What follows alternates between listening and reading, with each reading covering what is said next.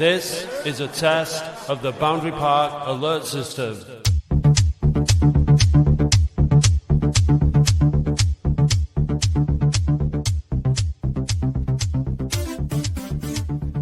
Hello and welcome to the Boundary Park alert system with me, Matt Dean and Andy Halliwell. And so keen was our fan guest to talk about yesterday's match that we're recording this at 10 a.m. We've got to get up extra early, and I had to set an alarm, Andy, on a Sunday. 2 alarms on a Sunday. This is like, I might get up for a piss at 9 o'clock, ideally on a Sunday, but I'm getting back in bed. I don't have kids for a reason, you know. How are you, Andy? Yeah, I'm all right. Yeah, I've paid absolutely no attention to the football this weekend, so I'm going to be absolutely hopeless for this episode. So thank God we've got a fan guest who attended. Yeah. I'm looking at social media. I don't know if I'd say it's a mixed bag. I think the general feeling is that we're happy to be out of this competition. You've been on before, haven't you, fan guest? It's Reese Parsons. Welcome back, Reese. Thanks for having me, lads. I must have been all right last time for you to have me back on. Well, I don't know about that, but we've just forgotten what you were like last time. But to be fair to you, for this time, you've got notes. You've made notes, and that shows good preparation. So you're more than welcome back, Reese, and I'm glad that you've got notes because, like Andy said, we have absolutely no idea. It's the first match this season that I've not seen. So it'd be interesting. Before we start, I want to read out a few tweets from yesterday because this is about as much before you go into your notes and tell us in more detail. This is basically the only information we've had, Andy, in it really on what actually happened yesterday. There was no commentary. I noticed that the any sort of video from the game was at pitch level, so you can't actually see anything because there was no elevation for cameras. So that was where we were at yesterday. Latics lost yesterday 2-0 at Stockton. OFC Prozac, which is our Latics mind. We might as well just call him our Latics mind, hadn't we, really? Because that's what he is. Paul tweeted that Calm was okay in the first half, hit the bar with the last kick of the first half. They had a few scrambles in our box. Second half, they dominated us from start to finish and 2-0 flattered us. No one came out with any credit, apart from Stockton, presumably, who did. Tom O'Day said, it's not about losing games, it's the manner in which we lost. There was an opportunity today for some of the squad players to show what they had to offer, and none took their chance. Whitworth Yed, embarrassing that, won't play in another cup competition where we are one of the favourites. Should have gone to win it. A shot on target would have been nice. So, and also Sam Painter points out we've still never won an FA Trophy game in 90 minutes. So yesterday wasn't, I think you could say, a shock when you put it into context of our FA Trophy exploits. Before Reese tells us about that, I just want to say that last season and the season before, I think in order to change the mentality at this club, winning this competition would have been a good thing. I think when promotion wasn't really on the cards last season or the season before, I think that was the time to maybe brighten up our season by going to Wembley and winning something while we were in this division. I don't think that this season any of us are particularly arsed about that when our eyes are firmly on the glittering prize of ideally automatic promotion. So there was mixed bags there.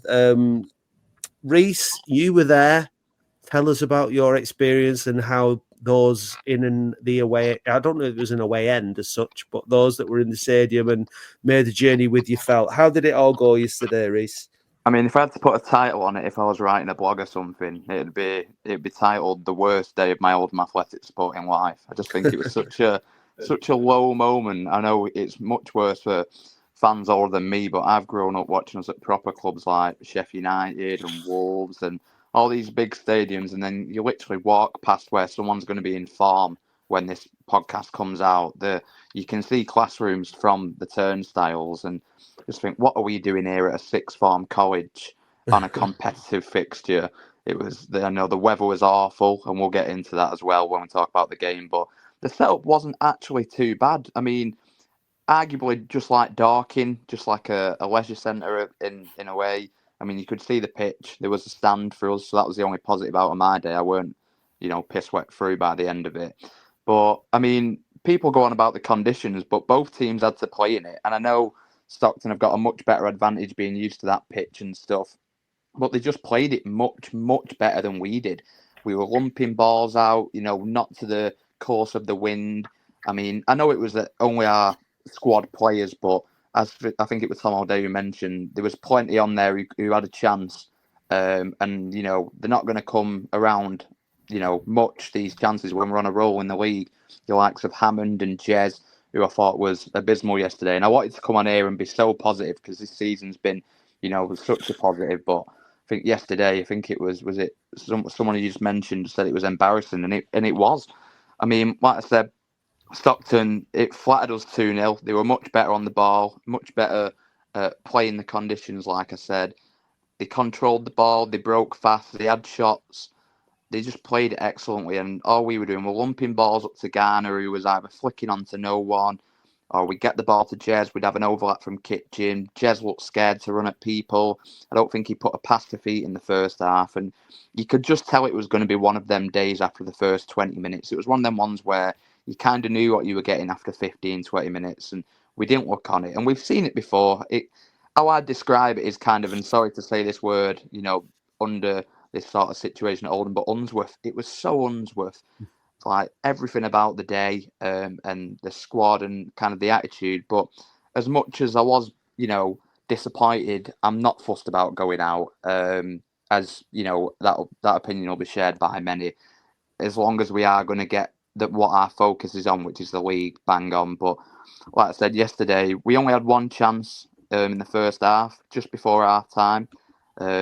Their keeper tipped onto the bar. I mean, their goal was quite crap, but they deserved it, and they deserved more than two that they got in the end. But like I said, I'm happy to focus on the league, but I just think professional players, even if you are squad players, there's no reason why you should be losing to part-timers who train, for 2 hours a week. You're in there day in, day out at Oldham Athletic, and there's no harm in us being in that competition with our squad players, giving them a chance and winning games, and that's what we should have done ultimately. Right. There were 5 players, five of the starting 11 that you would class as first teamers, right? So Kitchen started. Charsley, I know, is coming back from injury, but you'd class him as a first team player. Raglan, he's vice captain. Jake Caprice, who's played a lot recently, and Josh Stones. Did any of those 5 players look markedly in front of the squad players, Reese? Yeah, Raglan just looked like Raglan, comfortable. But I think all of them, apart from him, were passive. You couldn't really tell who was on the pitch in a sense. And it just weren't... It's hard, I guess, for them playing most of the names you just listed off there, played, hundreds or, loads of games in the EFL. It's going to be hard, naturally, to get yourself up to go to a sixth form college in a stormy day and get yourself up to play in Stockton. But at the end of the day, like I said, you're a professional and it's what you're paid to do. You should be, fighting to win every single game. There's no harm in Oldham Athletic winning games of football, no matter who it's against. So, yeah, they weren't great. I thought the squad players were passive and they've not had the chance. The keeper, I know he doesn't play much, so there's no point giving him stick. He just looked shaky and nervous. But your Raglans just looked like normal. Caprice didn't have a great day. I mean, he was up and down at times, but he didn't look too fussed. Kitchen didn't really stand out. So I think the word I'd describe as a whole was just passive. Passengers. Mm. Let's have a listen to Mickey Mellon, see what he made of yesterday. Mickey, defeat today for a much changed side. How do you reflect on that 90 minutes? Congratulations to Stockton, first and foremost. Well done. The squad players that we felt we had to use today weren't good enough to get a result. So it was just one of them, wasn't it? So no, we said before we come up here, this is never going to be what we want to be heavily involved in. That doesn't mean to say we didn't want to come up and get a result, but that is what it is. I mean, the players that I wanted to give me problems and sort of give me selection dilemmas that just didn't happen for them today. But listen, it was a fixture that we wanted to get sorted out. It was in horrendous conditions and all the rest of it. But we sort of move on to Monday now. What I want to, I mean, a lot of supporters travelled today, and what I said to them on Friday, the type of team that we're going to put out, and the amount of players we're going to leave out. So we kind of knew, but that doesn't take nothing away. Congratulations to Stockton, and I hope that they get a good draw in the next round. But we've got bigger things to go and get ourselves concerned with now. We've got a league campaign where that we need to get stuck into. I never would see this as any kind of priority. I know it was always going to be an exercise in terms of looking at the squad players. Are you able to take anything from the 90 minutes? It's difficult, because they're not a team or anything, and I have to defend ourselves. It's not a group that's played together, is it? I mean, a lot of them haven't played for a wee while and needed to get a run out and all the rest of it, but we still wanted to come up and do better. The conditions were tough to play in. But we'll be able to go into Monday now with an entire group of first team players and start work towards the sort of weekend. I know we've got another cup game on Tuesday, but I have the same kind of attitude towards the one on Tuesday as well, if I'm honest. The be all and end all is the league. It's the be all and end all. I said that on Friday, just in case this sort of result happened, because it's just it's just the way it is. Will this group get another opportunity on Tuesday night?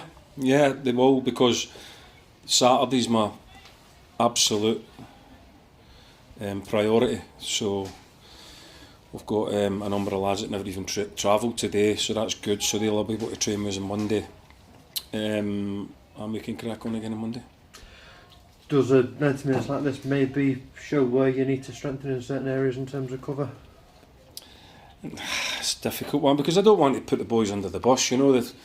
They haven't played together, and a lot of them haven't played for a wee while and all the rest of it. And it is what it is. I said to you on Friday what we wanted to do, and it just didn't work out for the squad guys. We wanted to win every game that we take part in, but it just wasn't to be. So we move on. Thanks for your time. Thank you. Mickey Mellon there, not particularly arsed, I would say, about the exit from the FA Trophy. Just to a very wet Mickey Mellon there. You mentioned the weather before, Reece, but I think I'm totally, like I said earlier on, last season, the season before, when we needed something to cheer, this competition could have offered something to cheer. It didn't. Now, this season, it really doesn't matter in the great scheme of things. I think what he was saying there, I think is fair. I mean, this is something we can debate. I think maybe a slightly different point of view, Reece, but I think, putting a team together is you need your team to be as consistent as possible, as in who's in the team, in order for it to become a well-functioning team. Yesterday was kind of like, for me, like a pre-season kind of thing, where you throw a different combination of players together who haven't played together, and generally speaking, it doesn't really work. You play, especially when you play, maybe if you're playing a pre-season friendly against another squad of players who are thrown together and don't usually play together. You're playing a team like, all right, it might just be Stockton, but who are a couple of leagues below us, but they play together every week. They're well up for this. This was their biggest game in their history, and they play together every week, and they know how they play, and they're at home, and so they're a team. Whereas the team that we put out yesterday is never going to feature for us in the league. You're never going to have that many changes. You're going to have a consistent 11. So I think you're right in saying that. I think that the feeling that some of those players, and Mellon alluded to it there, some of those players didn't live up to it. They didn't take their chance. But I think it is a big ask, even against a team as low as Stockton, to change the team so much and expect a performance, especially in a competition that everybody at the club isn't really asked about, because the whole mentality, the whole mindset is, look, it doesn't really matter. they're going into it. I mean, the way that they go into games and the preparation for games, that the way that it's laser focused, isn't it? You can tell that this season, and they're going into it with the right attitude every single week. The attitude from Mellon and his staff this week has just been like, this is an opportunity for you to get a run out. It doesn't matter if we lose, kind of thing. So that, whether or not it's a conscious thing or a subconscious thing, that seems to have permeated into the squad, and they've gone into that game yesterday not really asked. That's my view, anyway. Before Reece sort of gives us a bit more from his experience on the day, the only, if I take a counter view to that for a minute, is if you think about last week at Leyton Orient, we said that the substitutes that he made didn't affect the game. And I thought Otis Khan was unlucky to be hauled off after being brought on last week, just by the way that the game panned out in the minutes he was on the pitch. But the same for Jez. When he came on, he didn't affect the game. And there was a little bit of me thinking last week, is this a sign that our squad players are not up to it? And if we get one or two injuries, it might catch up with us later in the season. And possibly yesterday's a sign. It's one-off, right? So if they've got a chance on Tuesday to put a reasonable performance in, some of these players. But, like we said, 5 of that 11 were first teamers. You'd expect the likes of Hammond to want to push for a place in the side because he's, had plenty of opportunity in the first team before. So it doesn't really reflect well on them, I don't think, getting beat by Stockton. And a few of them do need to go away and have a little look at themselves and think about how they want to, put it in between now and the rest of the campaign to try and get inside, because it is an abject performance and result, however you look at it. It doesn't matter to any of us. We're not bothered, right? Because we're all focused on one thing. But like Reece said, these are professional footballers that are preparing every day, and it's not a good showing from them, is it? They need to be a bit disappointed in themselves, I think. What do you think, Reece? No, I think you bang on. Don't get me wrong. As much as it was disappointing at the time, by the time I got back to Manchester in the car, I completely forgot about it. Not fussed in the slightest about being out the FA Trophy. Mellon, it's refreshing to have a manager who just gets it. He gets us, gets the club, gets the aim. His full focus is on the league, and that's exactly what it should be. I hope we never have to play an FA Trophy game ever again in our history. I hope we're out of it this time. We're never going to play it again this season. I hope that's it. We capped it off there. But you are right. It's disappointing from professional footballers. And I get your point, Matt. It's completely valid that they don't play together. But at the end of the day, in training, they're still together. They're still a unit. Like, they still know each other. It's not like 11 lads you've just pulled from the Rochdale Road end and said, go and have a kick about, lads. Like, they're still day in, day out with each other, kicking balls on whatever days they're in. So I expected better, but like I said, completely agree with Mellon. Not fussed about being out. A Wembley trip would have been nice for us younger fans who haven't been. I know we've not been to the new one in general, but just for us, I haven't been to the new one either. So yeah, I'm waiting to go and see Latics. What a fool! Yeah, that'd have been nice. I agree. I'm not going Wembley until Oldham get there, which could be never, but I'm sure we'll get there at some point. I think the competition, like the National League Cup, don't get me wrong, they're both tin pot useless. We don't need any more fixtures, but it'd have been all right to benefit the squad players. I think the actual first team in 05 played yesterday, and I didn't see the point in bringing so many on the bench that we did, especially like Norwood. I thought that was pretty insulting to a player like Norwood. I just think we could have done without it, but then again, it was a good opportunity for them, and they've had a rest. Like, we didn't play Rochdale. I know we played Orient, but they've got the National League Cup coming up, so they've had a rest. So, well, the main majority of the first team. So hopefully we just crack on from Wealdstone now. And I'd personally have swapped, being in the FA Cup round 3 and the next round of the FA Trophy for 3 points at home to Wealdstone. So, like Mellon said, full focus on the league, and as long as we get that right, no one is ever going to remember this game ever. So, I thought it was interesting that he chose, like you said, he took who's on the bench: Ogle, Manny Month, Norwood, and they brought is he called Mohammed from the BTEC course, which I thought is great. It's good to give a young lad like that experience in a game like that. Obviously, he's not fussed, and that was the only sub he made. I'm pretty sure. It's good experience. Good experience for him. Gets a squad number, and that just proves that course that they are doing is obviously, even if it's 1 or 2 players, it's still producing talent if he thinks they're good enough even to play against Stockton.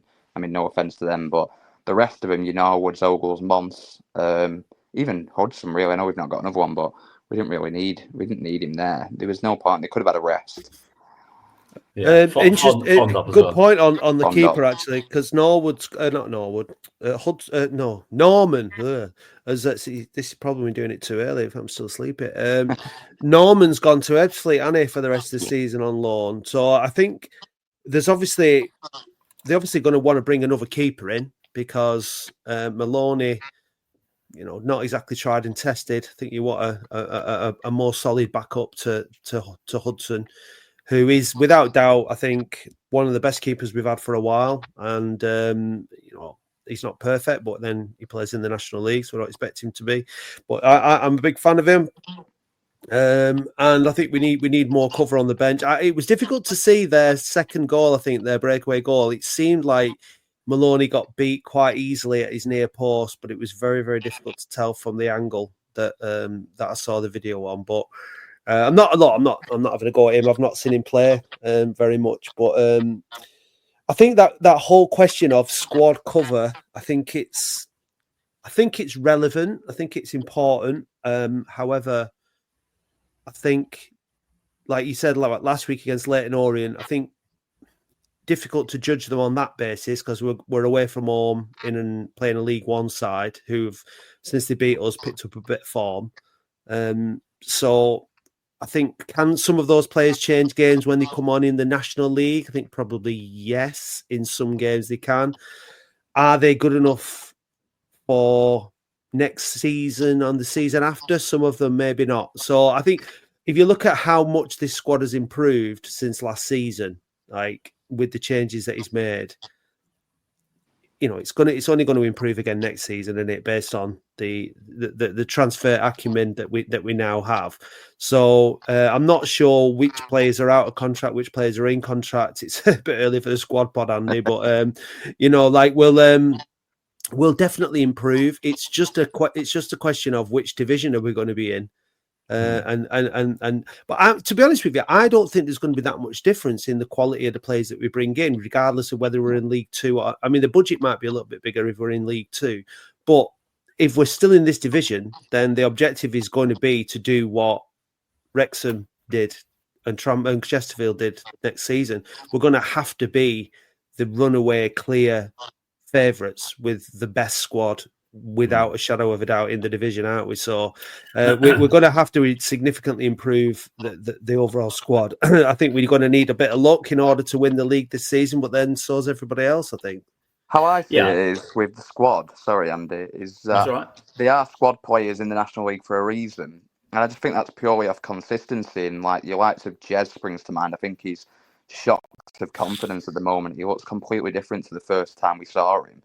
And I just feel like, I don't know how you feel about it, but I think we have got the best squad in the league. I think in the National League, our 11, is good. I think probably York might have a better 11, maybe Barnet. But as a squad, I think once injuries start to settle in and we've got, games flowing thick and fast after Christmas and stuff, I think other squads in the league might really drop off. And I think that's one of our benefits. Now, I'm not saying that our squad players are brilliant, but I feel like on an overall basis, if we are to make a sub or to try and bring someone on to change a game, I feel like we've got the best options in the league for that. When you're making changes like that, Reece, you're bringing in like the odd player, aren't you? You're bringing in Charsley for Lundstrom, like those kind of things, like and I think there are players like Jez who, need. Again, like it's very, very difficult for them because they don't have a proper run in the team. Look at Lundstrom now; he's been played, in a position that suits him, giving him week in, week out. They need that. You look at Conlon, he's been getting a lot of stick on the podcast by fans, but the more games he plays and the more he becomes, cemented in the side, the better he is. Like, and so that's what you need, and that's why I think it's really, really difficult. I totally get what you're saying, and I think that professionals against non-professionals and all that, but that's football, isn't it? If it was as basic as that, you'd never get shocks, and you do get shocks. So it's a team game, and teams and having a successful team and all the things that go into it, and momentum. There's lots of other little things that make up the fact that when you Latics v Stockton. Yeah, did some of our players let themselves down? Maybe so. They've got 90 minutes. Like Sir Charles, they're getting 90 minutes in his legs. Did he? Was it who was the substitution? Who was on? It was Jez came off for off. Mohammed. Yeah. Right. Okay. And let's be real. If we'd have brought Fondop on and Norwood, we'd have probably been in the hat for the next round. You know, them conditions suit Fondop to a T. Norwood probably, you know, he's never not going to score against Stockton. So it was obvious from Mellon that he weren't fussed about it, and I've got full faith in him. So there's no qualms from me on that.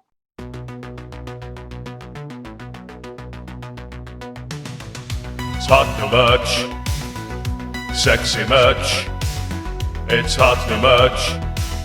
It's sexy, sexy, sexy merch. Visit weareoldham.co.uk/shop now to see our brand new range of hot, sexy merch. It's hot new merch, sexy merch. It's hot new merch.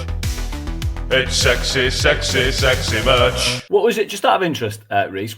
Because if you think about, you were at Leyton Orient as well, weren't you?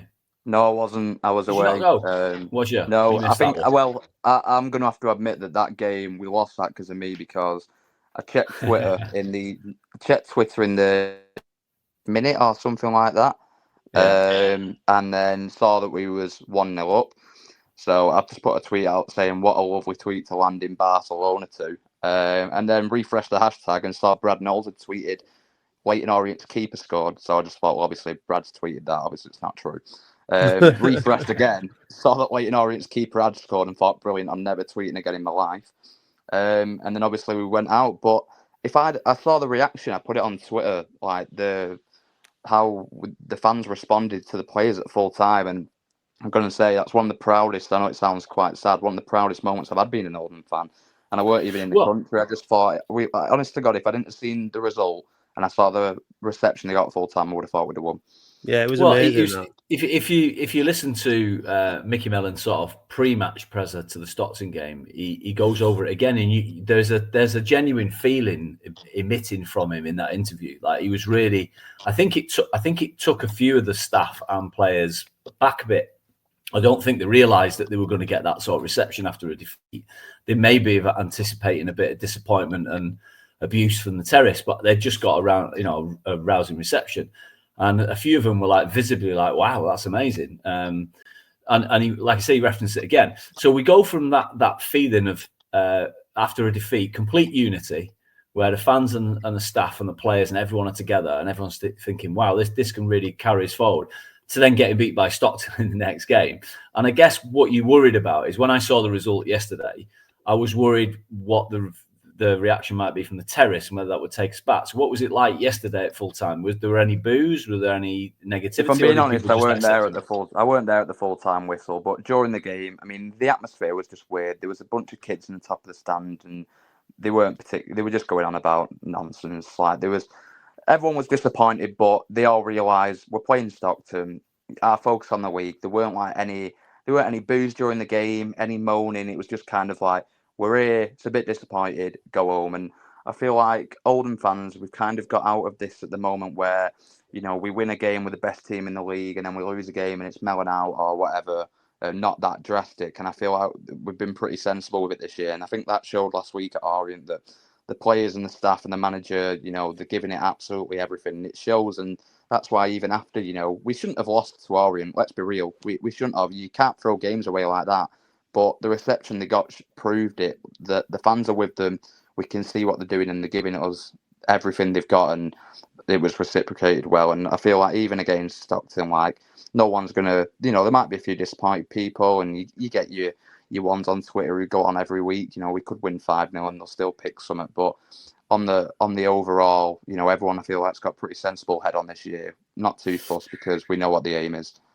Yeah, no, the atmosphere on the terrace is great, and everyone does feel in it together, and that's fantastic. In fact, we didn't talk about it last week, Matt. But did you note the air horn at Leyton Orient? I did, yeah. I enjoyed that. Was that Mike? Was it? Was it? Yeah. I mean, I don't want to grass anyone up. I'm not naming names. Yeah, I mean, I'm not. I mean, Mike's a common enough name, isn't it? But yeah. So it might have been someone called Mike that we know who managed to squeeze the air horn into or Brisbane. Bill or Jeff or Darren. But it could have been a Mike. Yeah. So the reason I said that is I know I saw somebody called Mike who there has been a previous association with an air horn on this podcast. So there we go. Now we all know who it is if you go back and look through the episodes. But yeah, it was great, wasn't it? It added. I don't know whether you've obviously, if you're in Barcelona, Reece, you may not have heard the commentary. It wasn't that loud.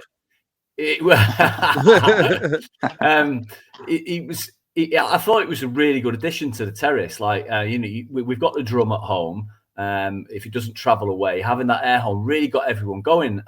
And I believe you're not supposed to have them, but what a real shame, because I don't think it did any harm. Completely harmless, isn't it? Yeah, absolutely. I think it's completely harmless, but it just gets everyone going. So it was a brilliant thing, and I'm hoping that Mike, Bill, Frank, whoever it may be, might be able to. It wasn't Frank. No, well, maybe Frank can help us get it. Chairman, contraband. But there may well be one or two big games this season where it would be great to have that in addition on the terrace, because it really added to it. So nice one, Mike, Bill, Ian. Yeah.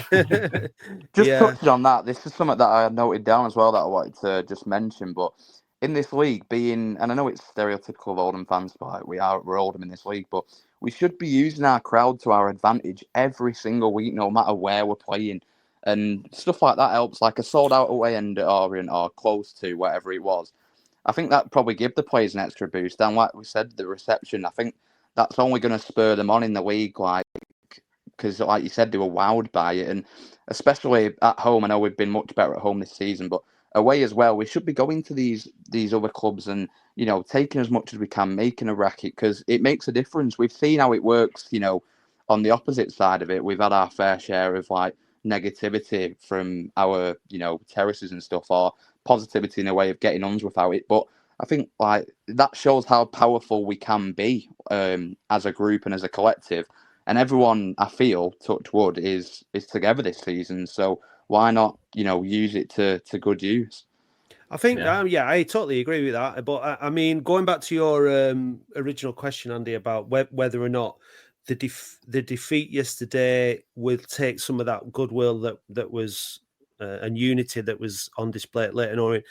I don't think even if we got beat 5-0 by Blackburn under 21s, it would make any difference. I think that these two games are seen as training games, basically 90 minutes in the legs. I think if we get beat by Wealdstone at home, I think there'd be some disappointment. But I think it's going to take more than that to knock us off our stride. And I think that it's a mutual respect, which I think is brilliant to see. I think there is now mutual respect between the players, the manager, the fans, and I think the big difference is that we're looking forward to Oldham. I'm looking forward to every single Oldham game. I want to be at every game. Every game that I can be at, I will be at.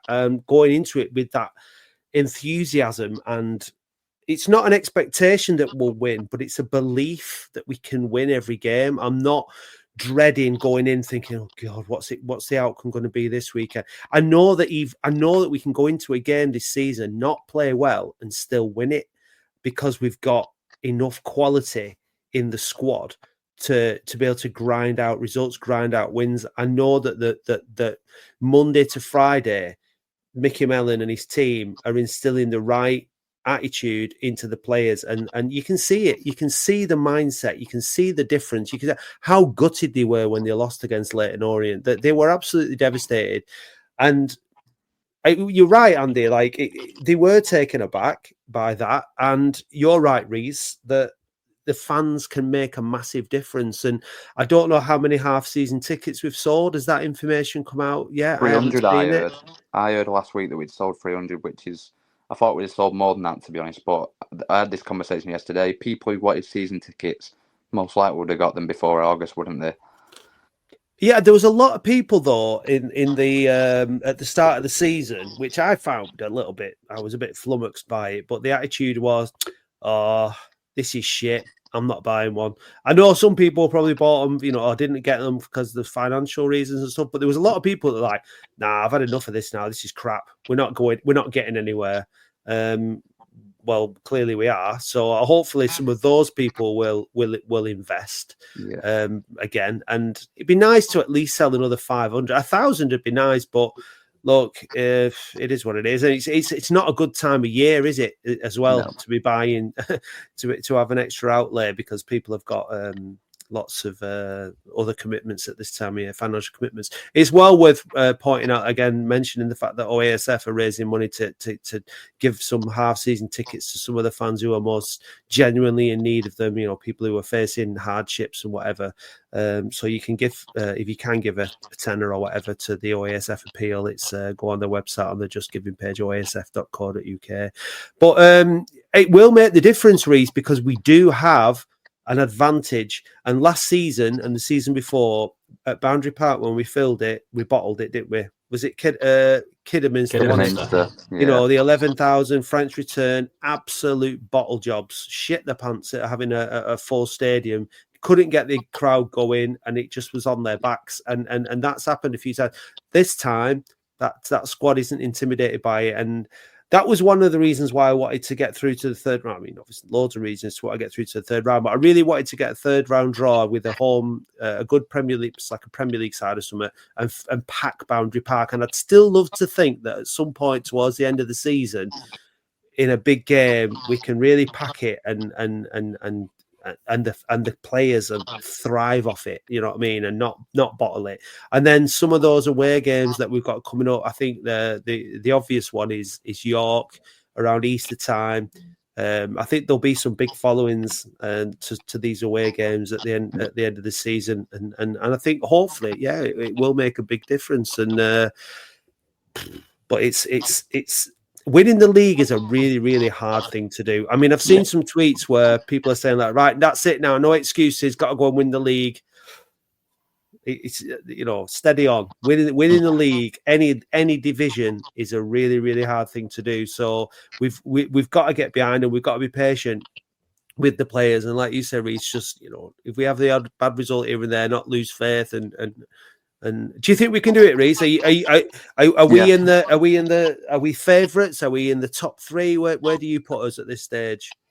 I don't want to go favourites or any of that nonsense, but I hope we stay under wraps until the right time. I don't want anyone to be chasing us because I just feel like that'll just mount pressure. If we can just stay in and around and then just get a good run of games towards the back end of the season. But I do think we've got a real good chance. I think we've got 2 games in hand. And I know, obviously, you want points on the board, but if you win them, you're 1 point off the top. You've got York to play twice, Forest Green to play, and we've already beat them. You've got Barnet to play back at Boundary Park, who we've beat in previous seasons. I just think we've got a real good go, and I feel like if we carry on our run in the league, and I just feel like it will just snowball effect. And there's nothing better than an Oldham athletic atmosphere when stuff's going good, and I just think it's infectious and it'll carry on to the players. And it feels weird being so optimistic, but I've got full faith in Mellon to get it spot on. And I do feel like we kind of have to do this season. If Frank's not going to pump money in all the time, and that's not to, I know obviously it's not going to go over to the squad, but there's not any pressure on them. But I feel like we've got a good chance and we've got to give it everything we got, and they are doing that. So I'm fully behind them, and I'm optimistic. That's where I'm going for it. I don't want to settle for the playoffs. I want it. If you have a look at the bookies this morning, you've got basically four teams in front of everyone else. Barnet are 2-1 broadly. Forest Green 9-5, 9-4. York 14-5, and we're 9-1. So we're seen probably as the outsiders of those 4 at the minute, and then sort of the rest of the field are 16s and beyond. So we're still seen as outsiders at the minute. I got us at 16-1 the other week, which was good. I feel like that's perfect though. Just let us keep quiet. We're on a roll. Don't let anyone talk about it. Don't put any pressure on the players' backs. Just let us keep ticking away. And when the time comes right, past December now, past January, I have a real good feeling that a few injuries to York, Barnet and Forest Green, if it happens, they've not got as strong a squad as we've got. Probably not a bigger quality in the squad as well. And I just feel like us and Mellon being at the helm will be able to manage that run of fixtures and, the injuries that we might get. I just think he'll do it perfectly. And I think all of them went through yesterday, didn't they? So perfect for us. It's another fixture for them. I think Forest Green got a late equaliser and went through on penalties, maybe. So perfect for us. Keep us as an outsider, and I've got full faith in them. I think it's that thing that because we had a slightly slower start, it's the analogy that and the imagery that I've got in my head when you've been describing that, Reese, is a bit like long distance running, where you've got somebody just kind of like behind the leading pack, 4th, 5th, 6th. And I mean, it's not like that. You don't manage a season like that. You don't choose when to pick up points, when to drop points in order to stay 4th or 5th. You just keep winning as many games as you can. But because we drew those games early on, it's kind of given us that. Our form is just as good as any of the other teams above us. It's just that we dropped a few points earlier on in the season. So because we've not got past sort of 3rd or 4th this season, we've not got into that point, that stage yet. But I think we will kick on hopefully. And once we get our noses in front, which obviously I hope we get our noses in front as soon as we can. I think it's once you're up the top, once it means you've got the points on the board, it's yours to lose. Then I think that that's what I'd like us. I'd like. I just want to pick up on something that Brad tweeted a couple of weeks ago. I think he mentioned actually something. Bradley knows again. He said about Oldham and Rochdale, throw those games so that we can play on that 3rd round. What is the 3rd round FA Cup? Next round of the FA Trophy. That would be like the 4th of January or something like that. I think on the Saturday, and the fact that the club, both clubs haven't announced when the next fixture is, it suggests to me that they are waiting to see whether that Saturday is a goer. That Rochdale's game against Leamington got postponed and he's going on Tuesday night now. So that'd be how good would that be? We've got Wealdstone at home, Braintree away, then we've got York at home, then we've got Hartlepool away, and then we'd have Rochdale away in the to kick off the new year. So that could be quite tasty. So keep your eyes on that Rochdale score on Tuesday night. Cuts number 9, scores all the time. He is divine. He's got number 9. Dave, do you fancy some GN9 merch? Yes, please. Go to the shop on our website, weareoldham.co.uk. Cuts number 9, scores all the time. He is divine. He's got number 9. We've got t-shirts. We've got mugs. He's got number 9. Got number 9. Reese is right, by the way. Barnet beat Avery 2-0. Forest Green were away at Braintree and went through on penalties. And York beat Darlington 3-1. So all 3 teams in and around us have got another FA Trophy game at least. So yeah, let's hope that catches up with them. Speaking of catching up with people, should we catch up with Reese on Latics Mind? Yeah, you know what I thought? Yeah, but just before we do that, I thought we were going to struggle a bit today with stuff to talk about. It's flown by though. We've got to like over 40 minutes, and because I thought it was like we turn up and it'd be like, "Yep, we lost. Okay, what are we going to talk about? Yeah, not there, not bothered." But fair play to Reese and his notes. Like you've kept us flowing along nicely. What this did is you where get? It goes wrong in Latics. What did you get last time? I think I got 2, but I definitely should have got more. It's different when you're on it rather than just listening in the car on the way to like appointments at work. And stuff, isn't it? Right. I think Paddy Harwood described my attempt last time as pathetic. So yeah, I mean, I'll be happy with 1. I know it's not been a great year for Latics Mind, has it? I had a slow start with results, but yeah, we'll see if I can get more than last time. It was 1 or 2, one of them. Right. Well, good luck.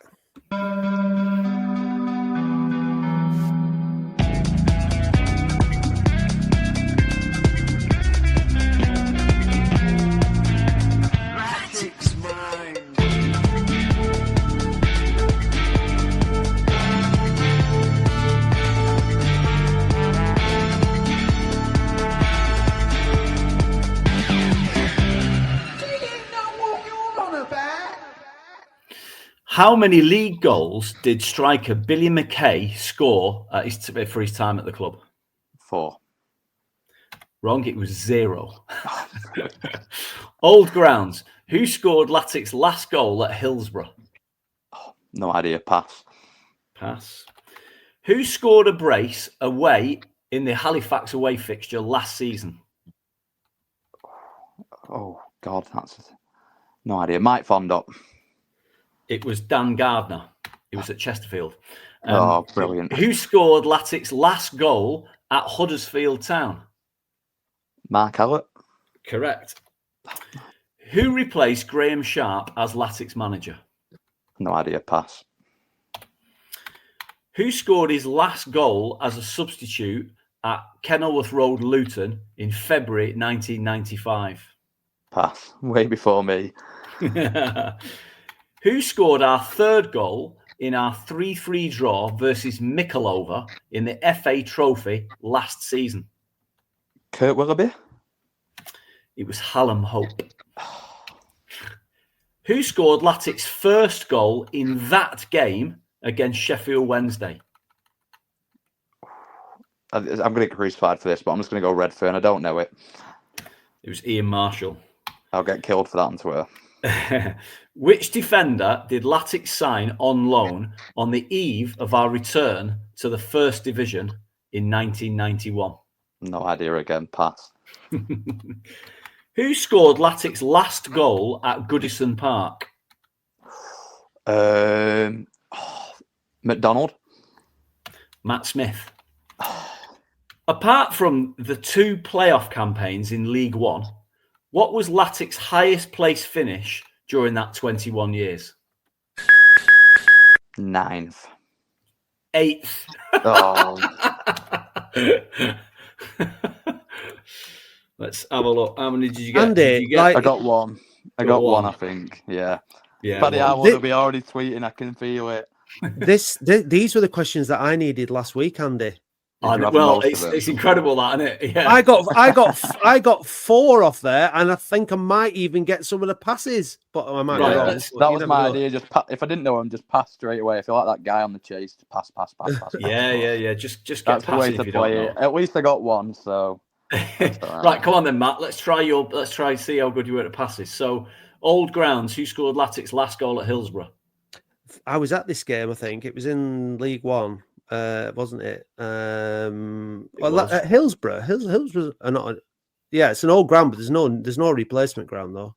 No, but yeah, No, like yeah. yeah. Well, I don't. John Sheridan. It was Jermaine Johnson. Right. Yeah, I was at that game. I was really drunk. Who replaced Graham Sharp as manager? Neil Warnock. Correct. Yay! 5. Who scored his last goal as a substitute at Luton Town in February 1995? Who scored his last goal for Latics as a substitute in 1995? Rick Holden. Correct. Yes, 6. Fuck me.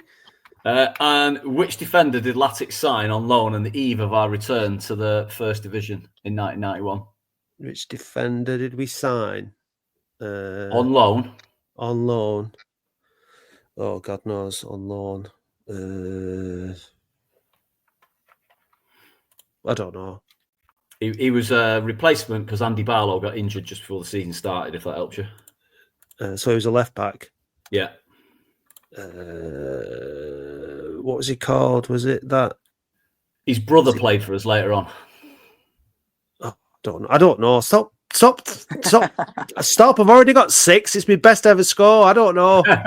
It was Glyn Snowden. I was going to say Glenn Snowden. Oh my God. But then when you said that, that threw me because I only remembered one Snowden. So I was like, oh, right. Well, okay. Ian Snowden plays for us later on, didn't he? Oh, I forgot about him. So, bloody hell. Well, anyway, I did very well then in my last season. I mean, last week I got 1 and I got 6.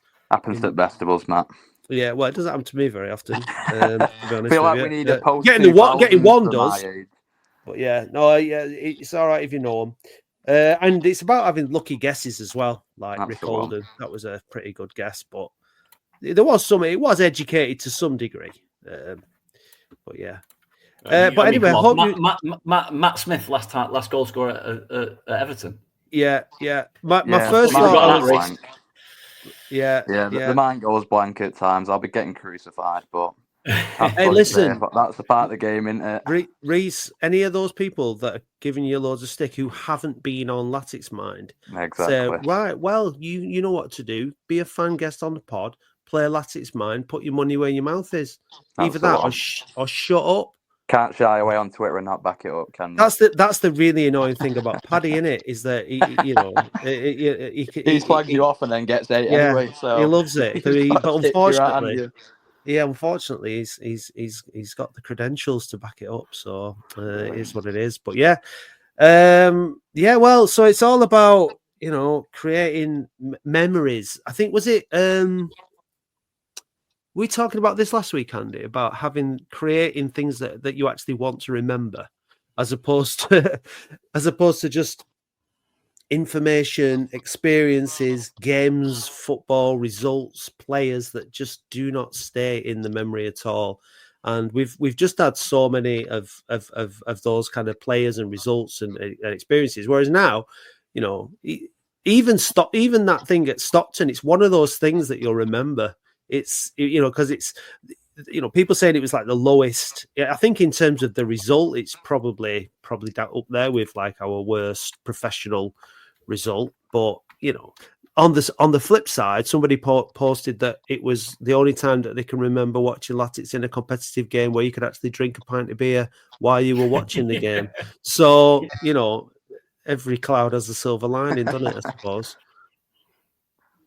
I think that sums Oldham fans up, doesn't it? I saw more Carwin and dart fruits, and to be fair, it was quite funny really because the storage shed was where you was getting your pies and your beer from. There was like a load of nets and cones and mannequins at the back of the table and a bloke in front of it. So, like I said, it's an experience. I don't think it's as bad as Hendon because I think we actually tried to win that game. I don't think we was particularly going for it yesterday, but I do get the sentiment, and it's one of them ones where when we're back in the Championship in 10 years, I'll be saying to people, where were you at Stockton when I missed out on a ticket for Middlesbrough away on a Tuesday night? Yeah, that's it, isn't it? Yeah, that's the one. Hopefully when we get out of this league, touch wood in May, we'll have some sort of loyalty system so people who are balmy enough like myself can, when we get up to the Championship, can not miss out on them fixtures. Or even Forest Green. I never thought I'd say that. Forest Green away. Yeah. Well, look, as a fan base, we've been through the mill and we're still going through the mill. And football is one of those things that will never stop causing you hurt and grief. And we just, a little bit of joy in there. Like Botox, a little bit of joy as a filler in amongst all this the sagging misery that we have to experience. I think you're showing your age there. Reese is not the type of bloke who needs to think about Botox yet, Matt, unlike you. No.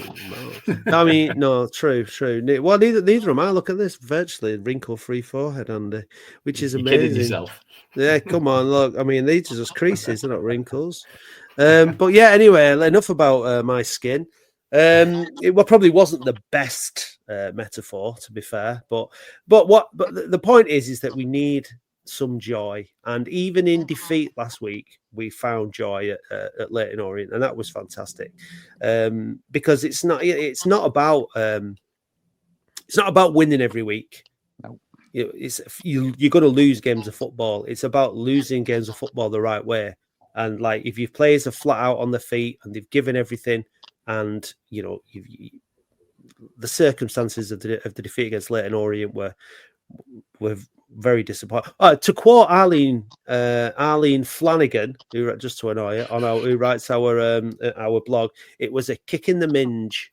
So if you've not read Arlene's blog, that's the kind of language you can expect. So if you are of a conservative or religious persuasion, please don't read it because you'll probably be offended.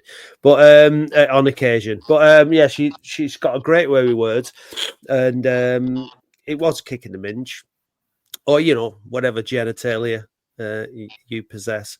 But yesterday's defeat against Stockton was different, disappointing in a different kind of way, but certainly not the end of the world. No. So I think that's the consensus. I think that's probably the right place to wrap it up, isn't it? I feel like just before we go, I feel like that's completely the way don't get me wrong, it was disappointing yesterday, but it's not like we've played that way against Wealdstone at home and gone out on a whimper. You know, we can be extremists at time, and that's not the case so far. It's the first time in my lifetime, and I won't be the only one, where we've got a club together as fans, owner, manager, and players, and we're all in the right direction. And a loss or two along the way is not gonna change that. I feel like we'll still be trooping on next Saturday come Wealdstone. You know what? I've got a really nice little image in my head now. 'Cause I don't know what it is this morning. I'm thinking very visually, but I'm just imagining us all on one of those great big cruise ships, having full of Latics fans, full the owners, the club, the play, all having a fantastic time and just cruising on. And then way in the distance, in a little dinghy all on his own, there's an angry bald man in a red life jacket, desperately trying to keep up with it, but just not able to keep up with the party. And it's absolutely, what a wonderful image that is. So let's sink it. Sink it. Fire torpedoes. Yeah, nice one. Cheers. Hey Reese, thanks for that, mate. Appreciate it. Thanks for having me on, lads. Appreciate it. Great No job. worries. Cheers, Reese. Right, thanks very much, everybody. We'll see you for the phone-in on Wednesday in the build-up to the Wealdstone game. Thanks for listening. See you next time. Hey Dave, did you know that listeners can now buy us a coffee or any other kind of hot beverage? Ooh, What's your favourite hot beverage, Dave? a macchiato. And how do you like your macchiato? Black with lots of milk. No cream? No. Well, if you want to buy Dave a Macchiato. then go to buymeacoffee.com/We Are Oldham. I'll just have a Nescafe. Ooh. Thank you, listeners.